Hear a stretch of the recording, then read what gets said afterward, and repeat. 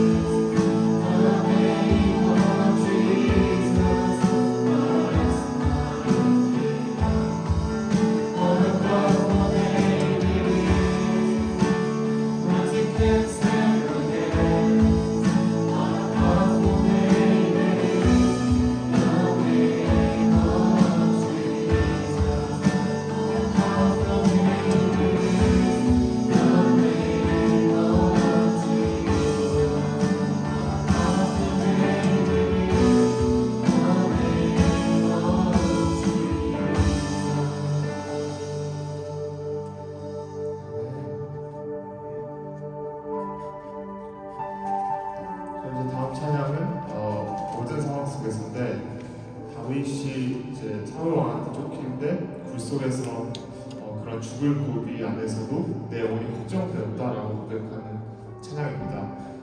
저희 아마 학생들이나 사회를 살아가는 우리들한테 가장 맞는 그런 찬양이 아닌가 개인적으로 생각이 들어서 제가 오늘 골라봤습니다. 찬양 불러드리겠습니다.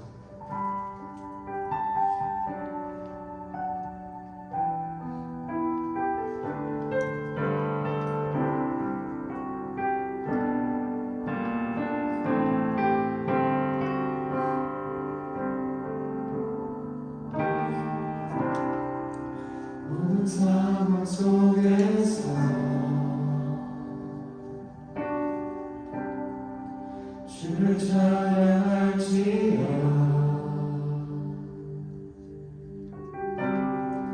주는 너의 큰 사랑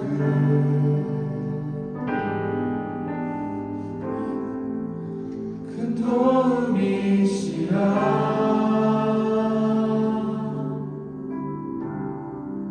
주의 얼굴 구할 때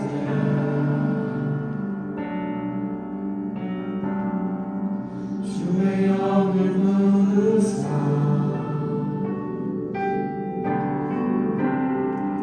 크신 사랑 안에서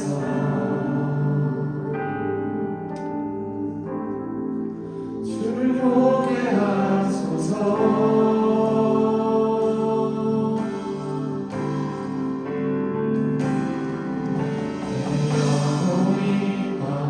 되고 확정되어 싸우니 믿음에 눈뜨러 주를 바라봅니다. 내 영혼이 확정되고 확정되어 싸우니 믿음에 눈뜨러 주를 바라봅니다.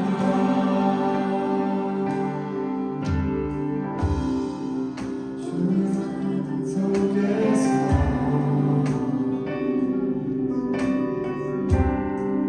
주를 찬양할지어다.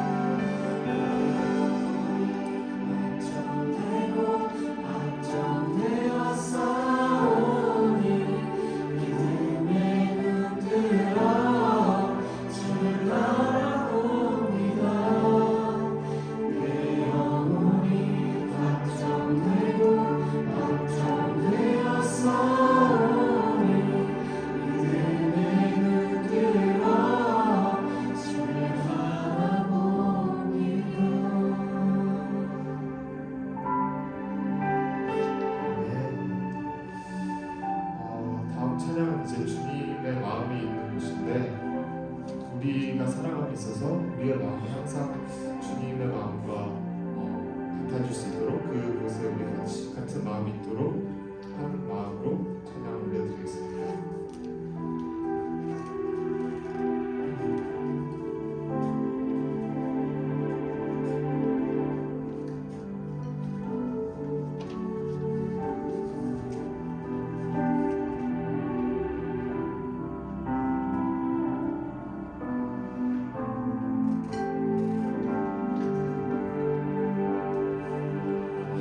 기도를 먼저 드리겠습니다.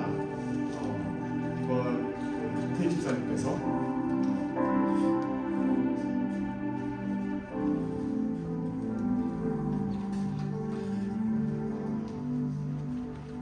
기도하시겠습니다.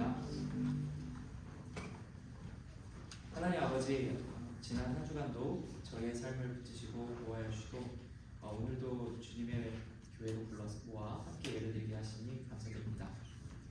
한 주간 돌아보면 언제나 저희 생각과 판단을 앞세워 주님의 뜻을 먼저 구하지 못했던 순간들이 많이 있었습니다. 기도보다는 먼저 저희의 계획을 앞세우고 말씀보다는 저희의 경험을 의지했던 저희의 모습들을 용서해 주시옵소서. 이 시간 회개하오니 저희 불쌍히 여겨주시고 다시 말씀 앞에 서게 하여 주시옵소서. 주님, 이제 어떤 일을 하든 먼저 주님께 묻게 하시고 주님께서 주시는 시각으로 상황을 바라보게 하시고 흔들리지 않는 믿음을 허락하여 주시옵소서. 보여주시는 방향을 신뢰하며 한 걸음씩 순종의 길을 걸어가게 하시옵소서. 이 시간 교회 공동체를 위해 기도드립니다. 2022년 표어처럼 저희 교회가 교회 안에 머무는 공동체가 아니라 세상과 복음을 잇는 통로가 되게 하옵소서. 저희의 말과 삶을 통해 복음이 전해지게 하시고 광기 속에서 주님의 사랑이 자연스럽게 드러나는 교회 공동체가 되게 하여 주시옵소서. 목사님 가정을 위해서 기도합니다. 건강과 평안을 더하여 주시고 개척과 과정 속에서 마주하는 여러 고민과 도전 가운데서도 비전을 주시고 더욱 붙들게 하시고 낙심하지 않도록 날마다 새 힘을 보호하여 주시옵소서. 청년들을 위해서 기도합니다. 한창 진로와 관계 그리고 가치관의 갈림길에서 고민하는 가운데 주님께서 분명한 방향을 보여주시고 인도하여 주시옵소서. 유혹도 많습니다. 유혹 속에서도 흔들리지 않는 믿음 주시고 믿음의 동역자를 허락하셔서 이 유혹을 함께 헤쳐나갈 수 있는 길을 열어주시옵소서. 장년들을 위해서도 기도합니다. 언제나 삶의 무게와 현실의 문제들 앞에서 고민이 많고 의심도 때로는 많이 하게 됩니다. 이때 의심보다는 더욱 주님을 깊이 신뢰하게 하시고 또 문제를 하나하나 해결함을 통해서 그들의 마음에 믿음을 자라게 하옵소서. 자녀들을 위해서 기도합니다. 몸과 마음이 건강하게 자라게 하시고 그리고 주변에 좋은 선생님과 친구들을 만나서 지혜와 그리고 그 관계 속에서 성장을 하게 하시옵소서. 고국을 그리워할 때도 많이 있습니다. 이 외로움을 안타깝게 보시고 만져주시고 외롭지 않게 항상 함께하여 주시옵소서. 지금 이 순간의 경험이 훗날 주님의 나라를 위해 쓰임받는 귀한 밑거름이 되게 하옵소서. 오늘 드리는 예배와 기도와 찬양을 기쁘게 받아주시고 말씀을 전하시는 목사님께 성령 충만함 더하셔서 듣는 모든 이의 마음이 열리고 삶이 변화되는 은혜의 시간이 되게 하옵소서. 이 시간 우리를 구원하신 예수 그리스도의 이름으로 기도드립니다. 아멘.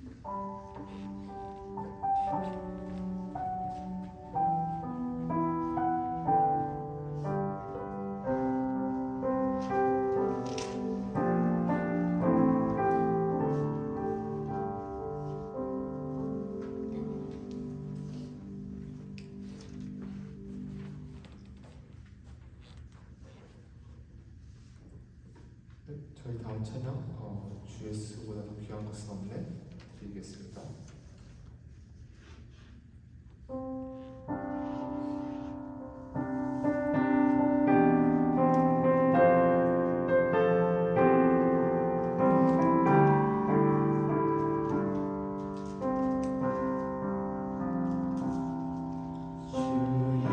예수보다 더 귀한 것은 없네.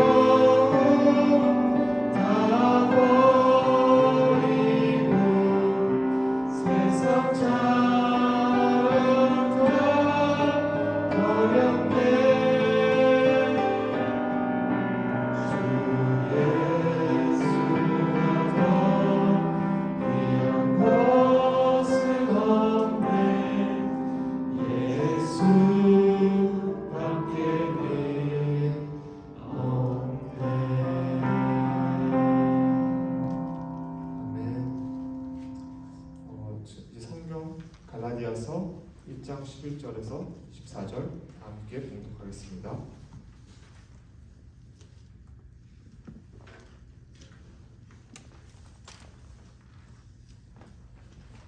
형제들아, 내가 너희에게 알게 하노니 내가 전한 복음은 사람의 뜻을 따라 된 것이 아니니라.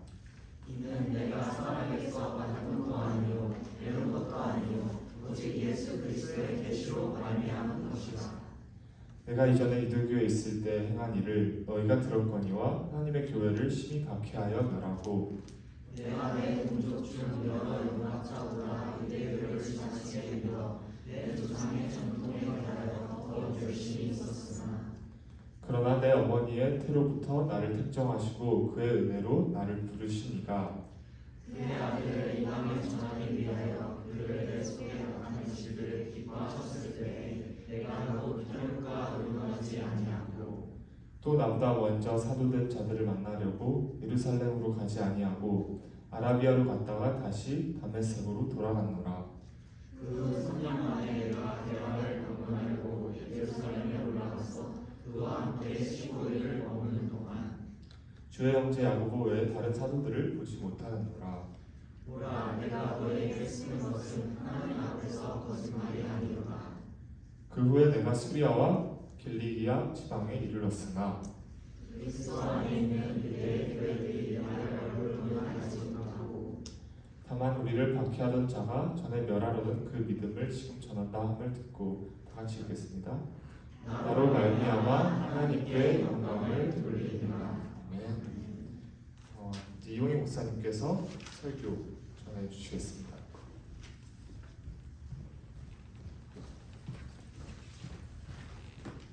감사합니다.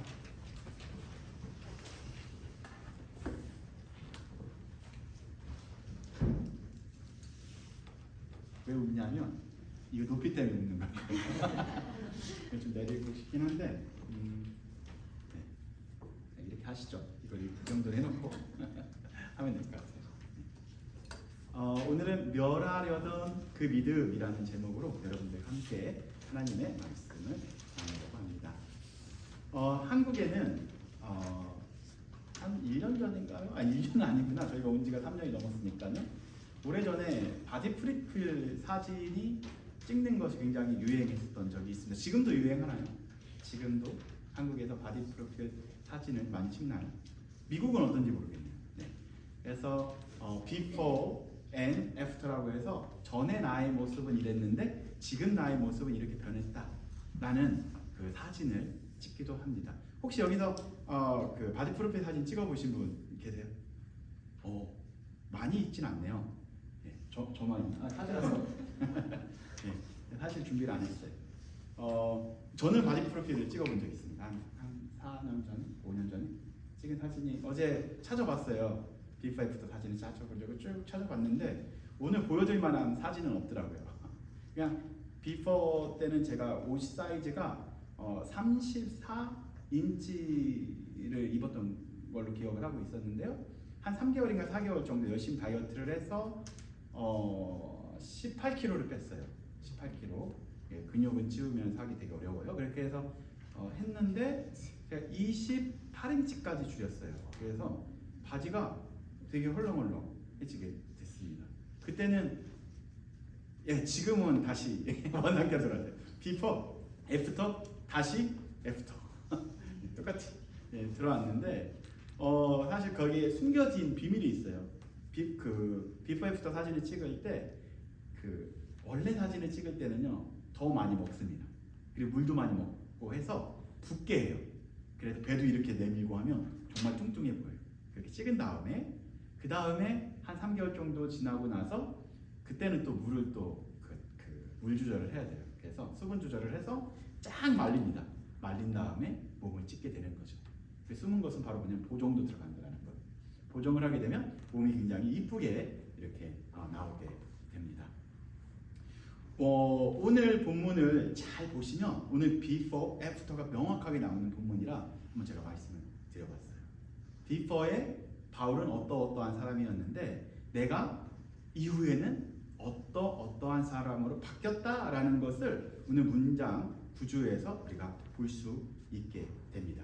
그래서 오늘은 여러분들과 함께 그 그 전에 before에 바울이 어떠한 사람이었는지 함께 하나씩 살펴보도록 하겠습니다.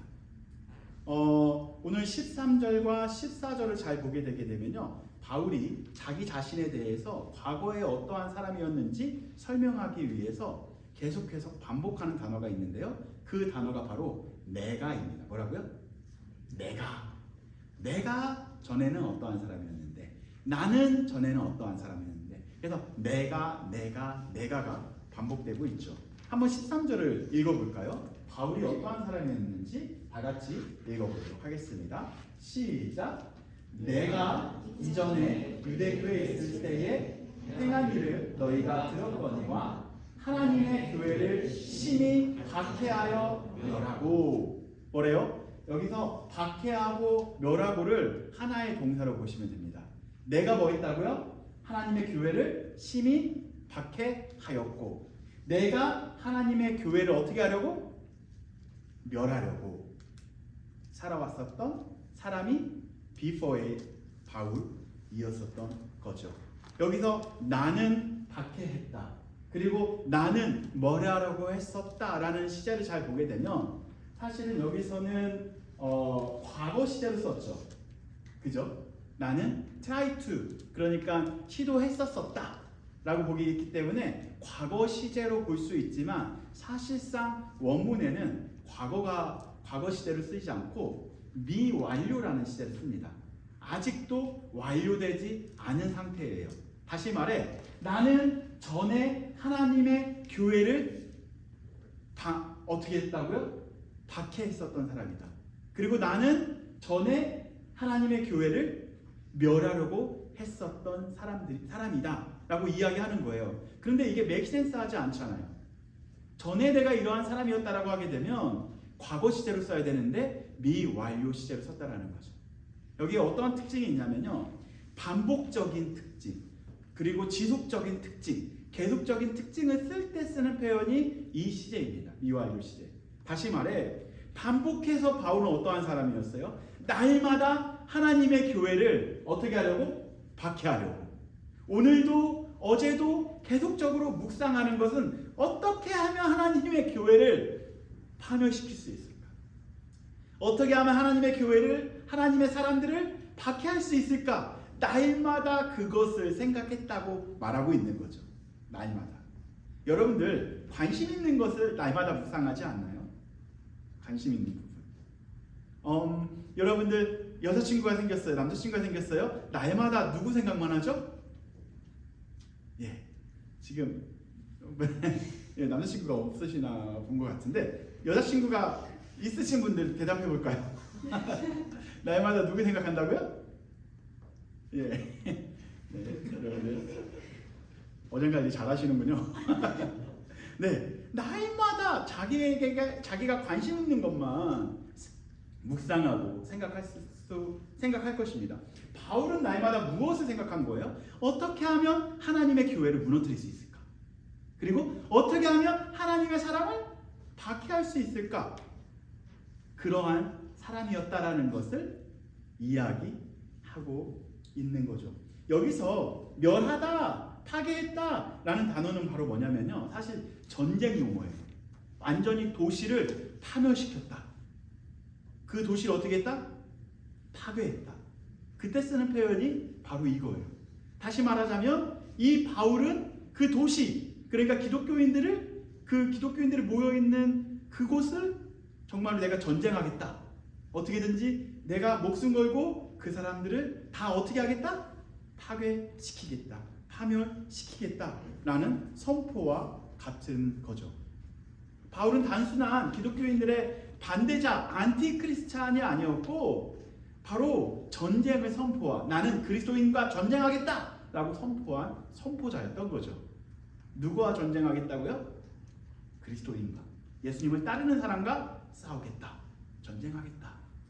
요즘에 한국에서는 야차롤이 유행이더라고요. 막 가서 싸우는 거 한번 찍으면 엄청난 조회수를 얻게 되고 있습니다. 이렇게 기독교인들만 잡아서 내가 때리겠다, 그러한 마음으로 날마다 살았던 거죠. 사도행전 7장 58절에 보면 처음으로 이 사울, 바울이 소개가 됩니다. 어떻게 소개가 되냐면 제가 읽어드릴게요. 증인들이 이 옷을 벗어 누구에게? 사울이라고 하는 청년의 발 앞에 두니라 라고 이야기를 해요. 이 사건은 바로 뭐냐면요, 바로 사도행전 7장을 보게 되면요, 초대교회에 7 집사를 세웁니다.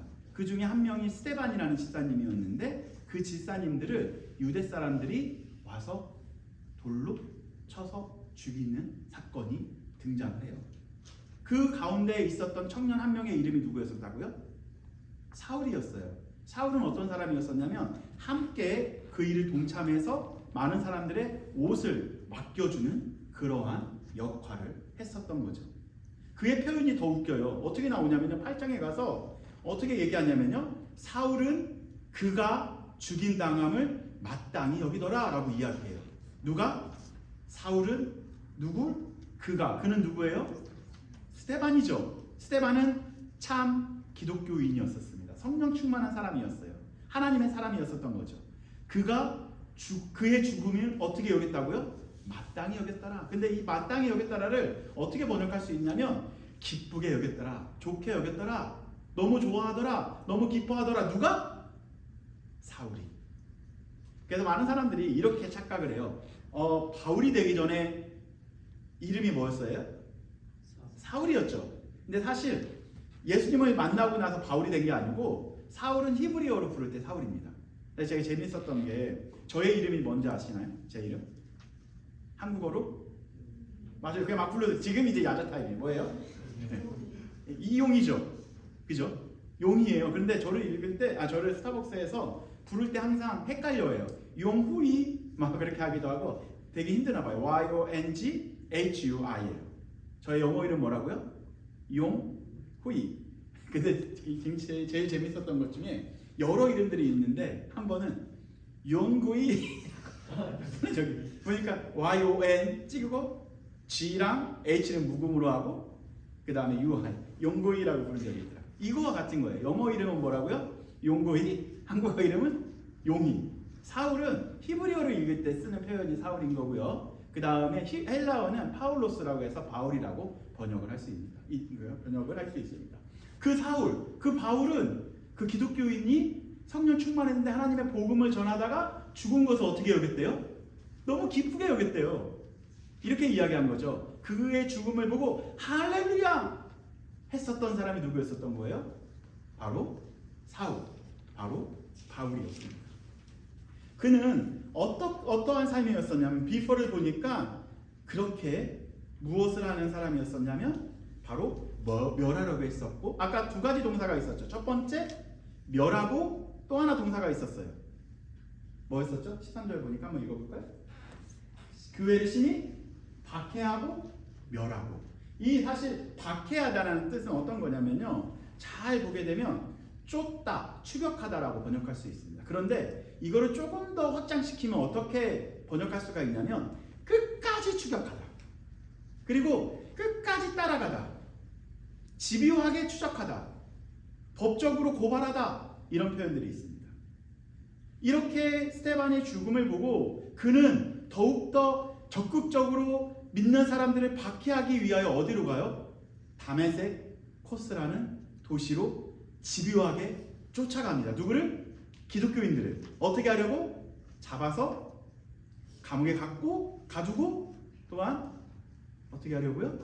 스데반처럼 죽이는 역할을 하려고 그렇게 집요하게 기독교인을 쫓아 추격을 합니다. 그래서 사도행전 9장에 보게 되면 이렇게 나와 있어요. 사울이 주의 제자들에 대하여, 누구에 대해서? 주님을 따르는 제자들, 베드로, 야고보, 또 누가 있을까요? 등등 예수님을 따르는 기독교인들을 쫓아, 바로 여러분들을 쫓아 온 거예요. 어떤 마음으로 왔냐면요, 마음의 상태를 보니까 위협과 살기가 등등하다라고 말합니다. 바울의 마음의 상태는요, 위협과 살기가 가득 찼다라고 말하고 있습니다. 그 마음으로 기독교인들을 집요하게 쫓아갑니다. 그리고 공문서를 하나 받아요. 내가 기독교인들을 공식적으로 체포할 수 있는 오피셜하게 공문서를 받고 그들을 잡으러 갑니다. 그래서 이 목적에 대해서 이렇게 나옵니다. 이는 만일 그 도를 따르는 사람을 만나면, 예수님을 따르는 사람을 만나면 어떻게 하려고 갔냐면요, 결박하여 예루살렘으로 잡아오려고 그 먼 곳 다메섹코스로 달려가기 시작을 한 거죠. 그래서 다메섹을 간 것은 바로 누굴 잡으려고? 기독교인들을 잡으려고, 결박하려고 다메섹으로 가게 됩니다. 그런데 다메섹 코스에서 그가 누구에게 잡히게 되어져요? 예수님께 잡히게 됩니다. 그가 예수님을 만나게 됩니다. 복음을 듣게 됩니다. 그게 이제 before 바울, 이제 애프터의 그의 삶이 어떻게 변했는지 하나씩 그의 이야기를 통해서 살펴보도록 하겠습니다. 자, 넘어가면 볼게요. 그는 기독교인들을 박해하고 멸하는 것이 하나님이 기뻐하는 일이라고 생각을 했었어요. 그냥 그가 그냥 무자비하게 아무 근거 없이 기독교인을 잡으러 갔던 것이 아니고요. 그는 율법에 붙잡힌 바 된 사람이었습니다. 율법주의자였었던 거죠. 그가 열심을 낼 수 있었던 이유는 바로 율법이 그의 삶의 기준이었기 때문에 그랬던 거죠. 구체적으로 보게 되면 신명기 21장 23절에 이게 나와 있어요. 어떤 거가 나와 있냐면, 나무에 달린 자는 저주받은 자다 라는 것이 율법서에, 그러니까 신명기에, 구약성경에 쓰여져 있는 거죠. 그걸 읽고 나서 그는 어떻게 해석을 했었을까요? 나무에 달린 자가 누구예요? 예수 그리스도시죠. 예수 그리스도는 십자가에 못 박혀 돌아가신 분이십니다. 그의 해석에 있어서는 예수님은 하나님께 저주받은 사람이다 라고 생각을 했었던 거예요. 그런데 예수님이 저주받은 사람이다라고 생각을 하고 있었는데, 그 저주받은 예수님을 따라가는 사람들이 누구예요? 그리스도인이었었던 거죠. 그러니까 바로 이렇게 그를 메시아라고 부른다는 것 자체가 그의 입장에 있어서는 신성모독이었던 거예요. 율법에 보게 되면 신성모독한 사람은 돌로 쳐도 된다라고 쓰여져 있기 때문에 하나님을 멸시했었던 사람, 또한 하나님을 모독했었던 그 사람들을 때려서 죽이는 것이 그의 삶의 목적이자 목표였었던 거죠. 그의 열심은 무지가 아니었었던 겁니다. 율법에 대한 철저한 신념, 컨빅션이 그에게 있었던 거죠. 그래서 그가 조금 더 자기 자신에 대해서 더 자세히 14절에 소개를 합니다. 14절도 보게 되면 계속해서 내가 반복이 됩니다. 14절 말씀 읽어볼까요? 14절 말씀. 바울이 어떠한 사람이었는지 보도록 하겠습니다. 시작. 내가 내 동족중 여러 영갑자보다 유대교를 지나치게 믿어 내 조상의 전통에 대하여 더욱 열심히 있었으나, 여기서는 두 가지만 아시면 돼요. 지나치게 믿다, 더욱 열심히 있었다. 누가? 내가. 바울은 어떻게 했대요? 유대교를 지나치게 믿는 사람이었고요. 두 번째, 그리고 전통에 대해서 정말로 열정적으로 살았던 사람들이 누구라고요? 살았던 사람이 누구라고요? 나였다라는 거예요. 여기서 보게 되면 영갑자가 뭔 뜻이에요? 영갑자. 좀 어렵죠? 영갑자. 예, 영갑자. 지우 형제의 영갑자가 누구냐면요. 누굴까요? 영갑자가? 지우 형제의 영갑자? 민우자매. 민우자매의 영갑자는? 비슷하잖아요. 그 유진 형제, 예, 요인 형제, 영갑자. 예, 싫어요? 그 정도는 영갑자로 볼 수 있어요. 그 정도는 영갑자. 예. 그러니까 다시 말해, 자기 동족들 중에서 영갑자, 친구들 중에서 유대교를 지나치게 믿었다라는 것은 바로 이건 어떻게 볼 수 있냐면요. 지나치게 믿었다라는 것은 내가 앞서갔다. 다른 사람. 그러니까 유대교 중에서도 내가 앞선 사람이었어요. 쉽게 말해서 제가 대학교 1학년 때 저보다 12살 어린 학생이 같이 학교에 입학을 했어요. 걔는 중학생인데 저는 좀 늦게 그 신학교로 갔고요. 그 중학생인데 일찍 학교로 왔죠. 되게 친했어요. 근데 그 친구는 뭐죠? 그 조기 졸업인가요? 3년 만에 졸업하는 거. 3년 만에 졸업을 했고, 저는 그 반학기 늦게 졸업을 했어요. 그러면 누가 앞서가는 거예요? 그 친구가 앞서가는 거예요. 여러분 친구 잘 사귀어야 돼요. 제가 그 친구랑 매일같이 시험 기간 내에 놀았어요. 네, 결과가 나오겠죠. 같이 놀아요. 열심히 놀아요. 그런데 점수는 달라요. 그 친구는 A+, 나는 그냥 그저. 그런 거예요. 꼭 주변에 이런 친구들이 있어요. 항상 앞서가는 친구들, 항상 잘하는 친구들, 자기 동료들 중에서 항상 탑을 찍었었던 친구들. 뭐 1억 3만 되면 다 붙어버려요. 그런 친구들, 항상 앞서가는 사람. 누가 그 사람이었다고요? 자기 자신이 잘난 척하는 거예요. 내가 어떤 사람이었냐면 나 이런 사람이었어. 내가 엄청 잘 나가는 사람이었어. 그 얘기하는 거예요, 바울이. 예. 그런데 이 바울이 그 항상 잘 나갔는데 여기서 끝난 게 아니에요. 아까 뭐라고요? 다시 한번 보게 되면 지나치게 믿었기도 했는데 열심히 있었으나는 바로 뭐냐면 이게 단어가 프로스코포트라는 단어를 쓰는데 프로스는 앞으로라는 단어예요. 그 다음에 코포스라는 단어가 있거든요. 그거는 제거하다라는 거예요. 다시 말해 달려가는데 앞에 장애물이 있으면 어떻게 한대요? 베어버리는 거예요. 어떠한 사람이었다고요?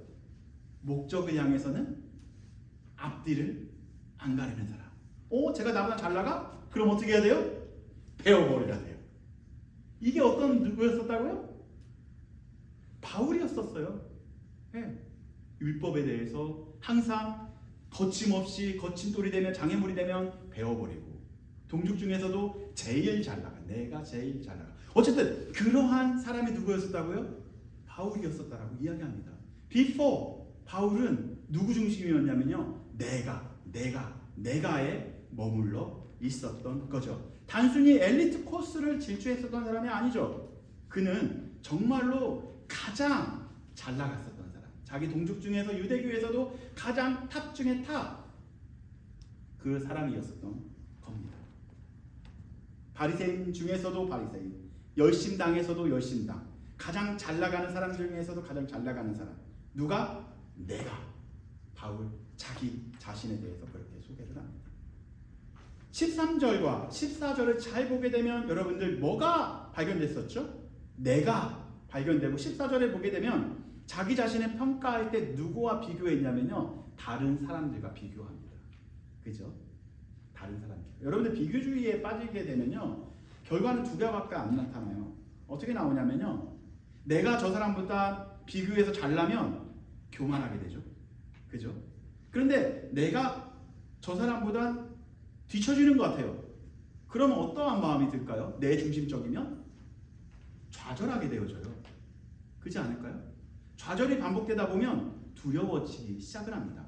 내 중심적인 사람은 이럴 수밖에 없어요. 넘어질 수밖에 없어요. 교만하든지 아니면 넘어지든지. 그게 내가에 붙잡혀 있는 삶의 결과라는 거죠. 이렇게 자기중심적이었었던, 내 자신의 다른 사람과 평가하면서 항상 우월했었던, 우월주의에 빠져 있었던 그 사람이 누구였었다고요? 자기 자신이었다고 소개를 하고 있습니다. 그런데 오늘 15절에 갑자기 변화가 되어져요. 바울이 자기 자신을 소개할 때 주어가 바뀝니다. 내가 해서 15절에 갑자기 접속사 하나가 뚝 튀어나와요. 그 단어가 뭐예요? 따라해볼까요? 그러나. 뭐라고요? 그러나 이후에 주어가 바뀝니다. 한번 읽어볼까요? 그러나. 시작. 그러나 내 어머니의 태로부터 나를 택정하시고 그의 은혜로 나를 부르신 이가 뭐래요? 그러나 누가 나를 부르신 이가. 여기서 원어에서 나오지 않았지만 정확하게 호데오스라는 단어를 정확하게 이야기합니다. 하나님이 주어가 뭘로 바뀌었다고요?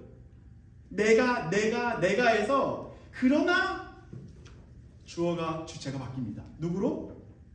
하나님이로 바뀌게 됩니다. 그러나 하나님께서 기뻐하셨을 때에, 그러나 하나님께서 부르신 분이 바로 명확하게 하나님으로 나오고요. 택정하신 분도 하나님이고요. 기뻐하신 분이 하나님이다 라고 고백하게 됩니다. 다시 말해, 전에는 내가 붙잡고 내 중심적으로 살았는데, 그러나 누가? 하나님이 내 인생을 간섭하시고 나서부터 인생의 주어가 바뀌게 됩니다. 전에는 몸깡에서 몸짱이 돼버린 거죠. 할렐루야. 영적인 몸깡에서 이제 주어가 바뀌니까 영적인 몸짱이 돼버린 거예요. 이게 바울이 이야기하고자 했었던 핵심의 내용인 거죠. 그렇다면 이거를 왜 갈라디아 사람들에게 이야기했을까요? 갈라디아 사람들은 어디에 지금 머물러 있다? before에 아니면 after에. 여전히 율법에 머물러 있고 여전히 내가에 머물러 있다라는 거죠. before에 머물러서 아직 내가 어떠한 방향으로 가야 될지 모르는 방향 속에 있다라는 걸 보고 있기 때문에 너희들 before에 머물지 말고 after로 다시 나아가야 한다라는 것을 갈라디아 교인들에게 이야기하는 거죠. 네가 세상을 흔드는 자가 아니라 하나님이 너를 통해 세상을 흔들게 하라 라는 마음으로 주어가 바뀌는 마음으로 바뀌었으면 하는 마음으로 소망을 담고 이 편지를 갈라디아 교회 교인들에게 쓴 것입니다. 13절 14절에 보게 되면 내가 박해했고 내가 파괴했고 내가 앞서갔고 내가 더 열심히 했다. 15절에 확실히 바뀌었죠. 그러나 이제 하나님께서 내가가 시작이 된 것이 아니라 하나님이 시작이 됩니다. 복음은 바로 내가에서부터 하나님으로 바뀔 때부터 복음이 시작하게 됩니다. 할렐루야.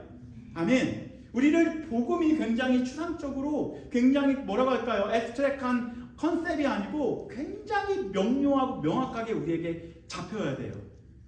복음의 시작은요, 주체가 바뀌면 됩니다.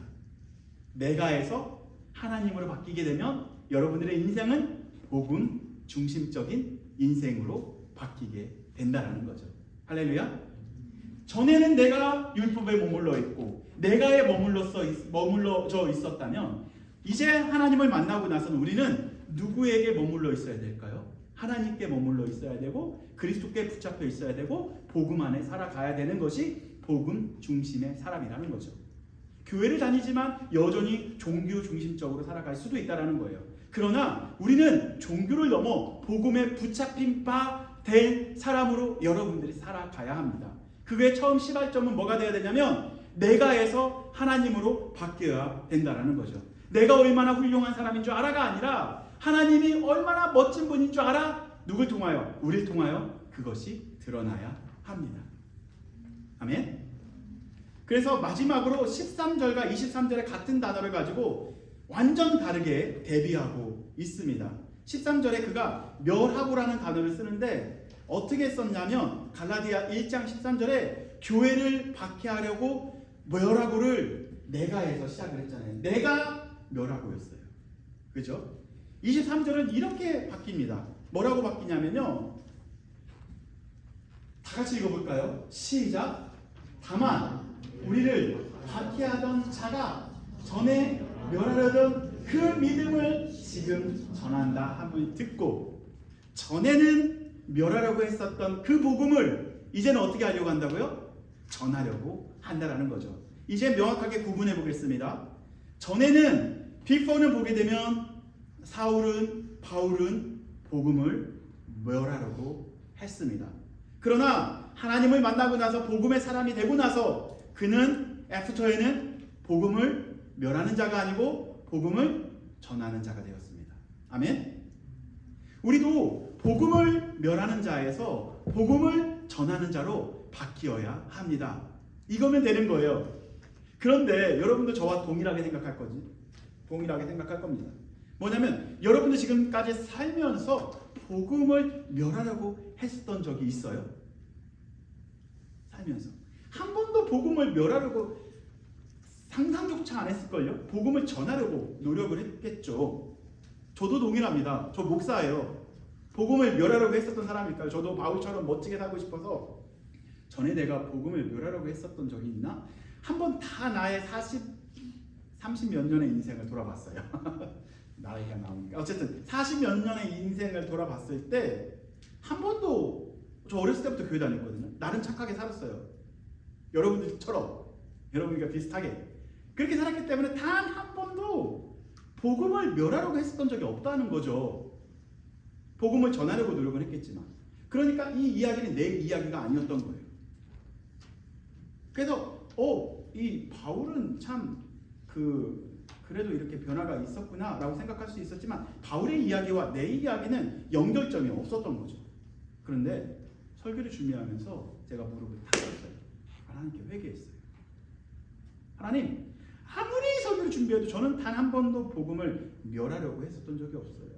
그냥 열심히 복음을 전하려고 했었던 거예요. 저 주중에 강의해요. 뭐 하냐면 어떻게 하면 복음을 명료하게 전할 수 있을까? 그것만 신학교에서 가르치느냐고 매일같이 그것만 묵상을 하고 있습니다. 이런 목회자가, 그리고 여러분들이 어떻게 하면 바른 복음을 전할 것인가에 대한 고민만 하는 목회자가 한 번이라도 복음을 멸하려고 했었던 적이 있을까요? 저는 바울처럼 그렇게 나쁜 인생 아니었었어요 라고 이렇게 생각을 하면서 바울이 정죄하고 있었던 찰나에 하나님께서 내 마음속 깊은 곳에서 말씀하십니다. 너 목회자지만 너 어디에 관심 있냐? 복음에 정말 관심 있냐? 너 목회에 관심 있는 거 아니야? 라는 질문을 하더라고요. 복음과 목회는 다른 겁니다. 어떻게 하면 목회를 앞서갈 수 있을까? 다른 사람들보다 성공적으로 잘 갈 수 있을까? 거기에는 관심이 있었는데 내가 정말로 복음에는 무관심하지 않나? 복음을 전하고는 있지만 사실상 복음대로 살아가고 있진 않나? 라고 하면서 하나님 앞에서 제 자신을 돌아보게 되었습니다. 나도 모르게 내가 복음을 무관심하고 복음에 무관심하고 복음을 전하지만 복음대로 살아가지 않는, 내 중심적으로 여전히 살아가고 있는 내 자신을 발견하게 됐다라는 거죠. 사랑하는 성도 여러분, 우리도 나도 모르게 내가 복음 안에 산다라고 안정권에 있다라고 생각할 수 있지만, 다시 한번 내 자신을 객관화시켜보고 하나님 앞에서 다시 한번 내 자신을 이렇게 돌아봐야 합니다.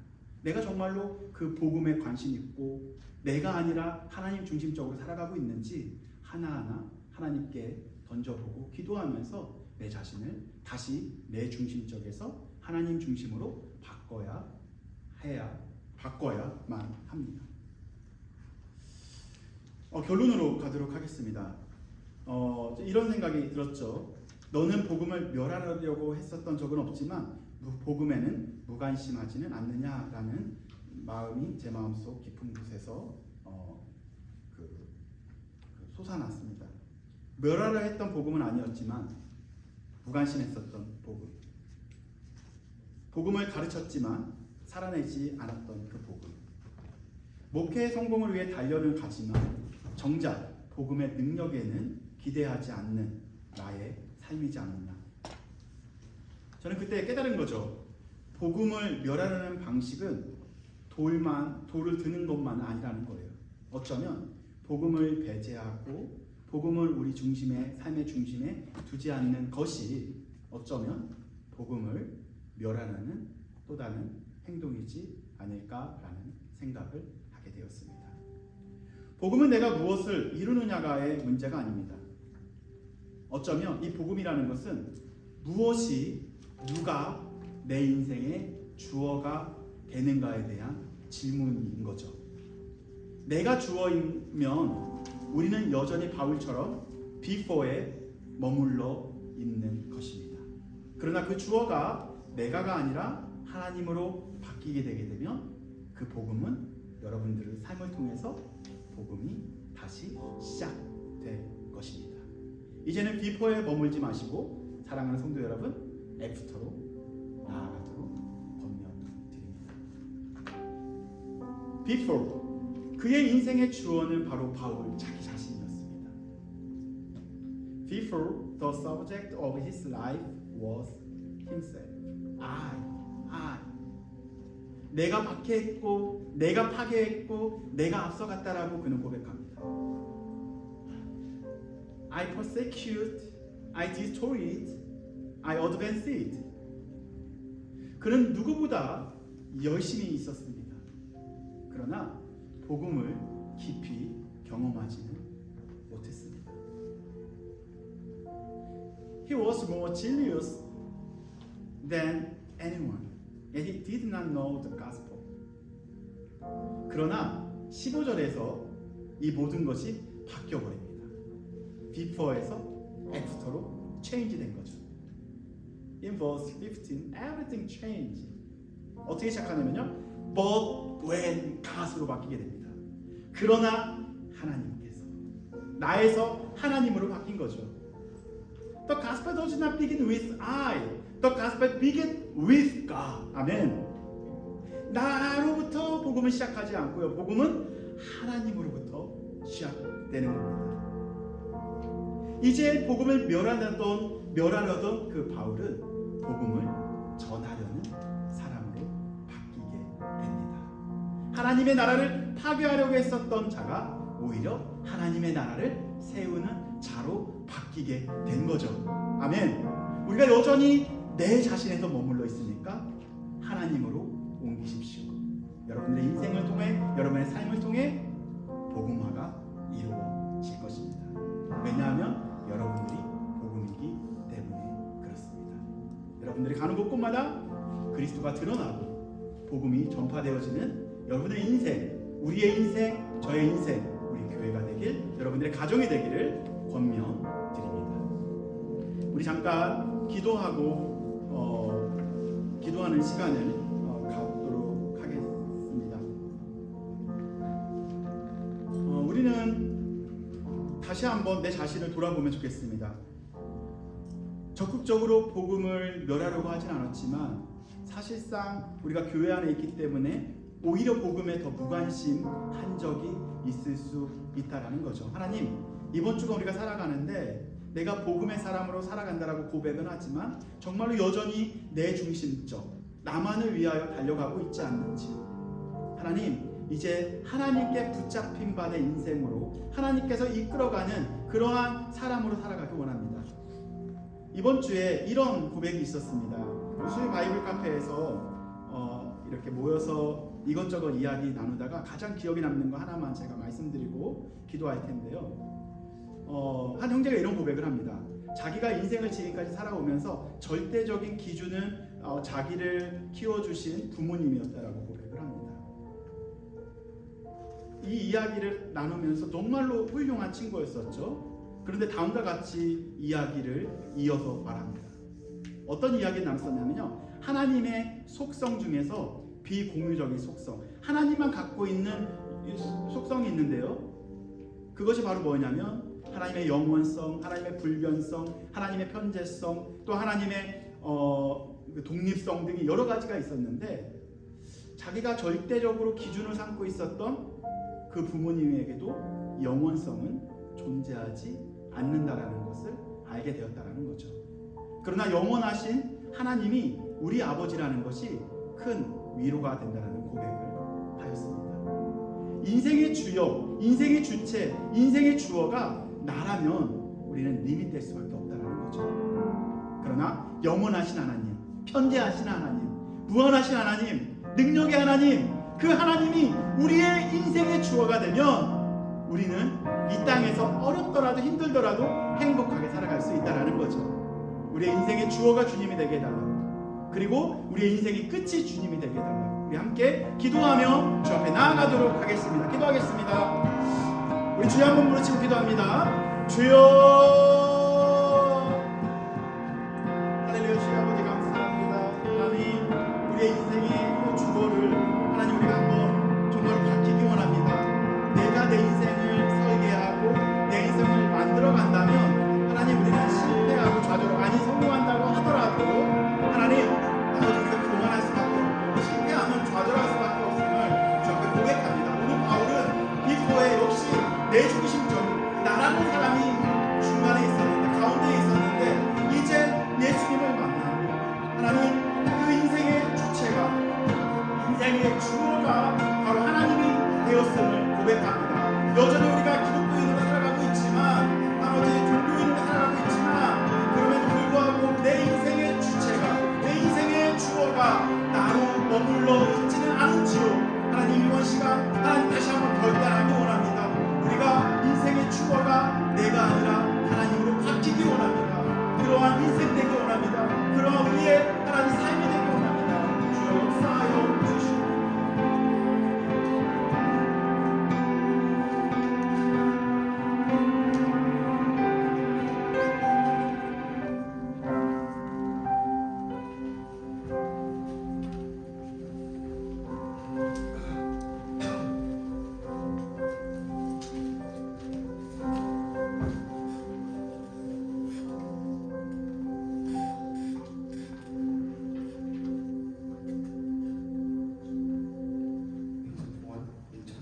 올려드리겠습니다. 주위에 나와 있는 곳 그냥 올려드립니다.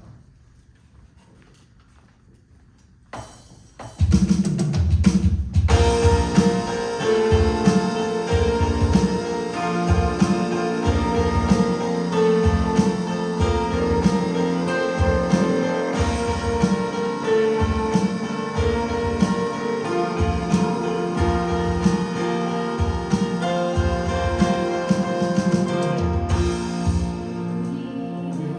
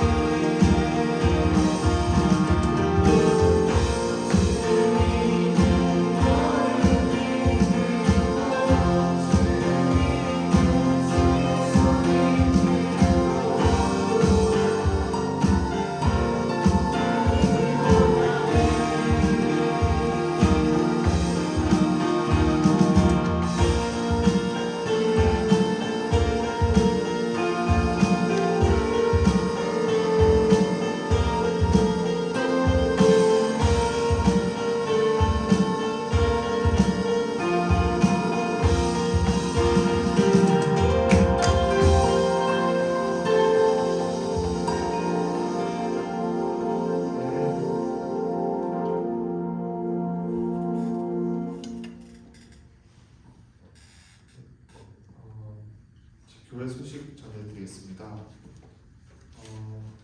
저희 이제 제일 중요한 소식은 캄보디아 단기 선교 관련된 소식 같은데 여기 뒷장 보시면 자세한 사항들 있으니 신청 많이 부탁드리겠습니다. 또 저희 우리 이용 목사님께서 이번 주에 금요 철야 예배를 펜실베이니아 더 주님의 교회에서 드리는데 많이 기도 부탁드리겠습니다.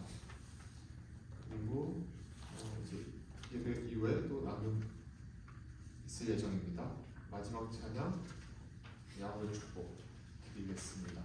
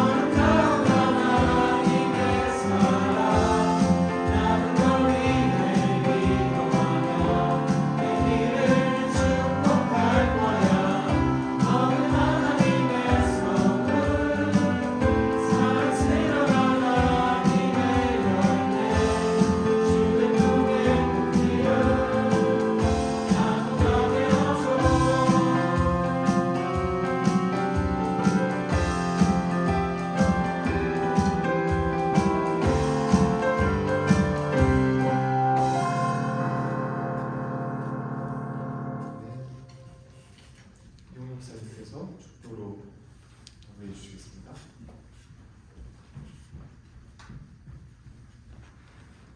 축도하겠습니다. 지금 우리 주 예수 그리스도의 은혜와 무한하신 하나님의 사랑과 성령의 교통하심이 지금도 비포에 머물러 있지 않고 주님을 향하여 달려가고자 하는 귀한 성도님들 머리 위에 지금도 아파하고 또한 슬퍼하고 어렵고 힘든 상황 속에서도 하나님이 계시기 때문에 위로가 있고 희망을 볼 수 있는 귀한 성도들 머리 위에 지금부터 영원까지 함께 있을지어다. 아멘.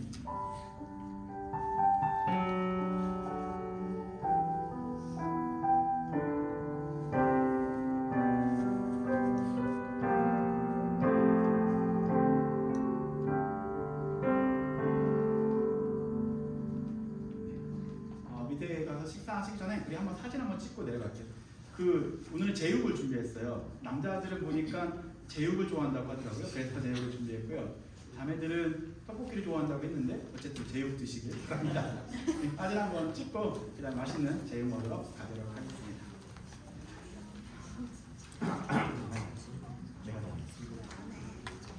마지막에 무슨 차인지 몰라.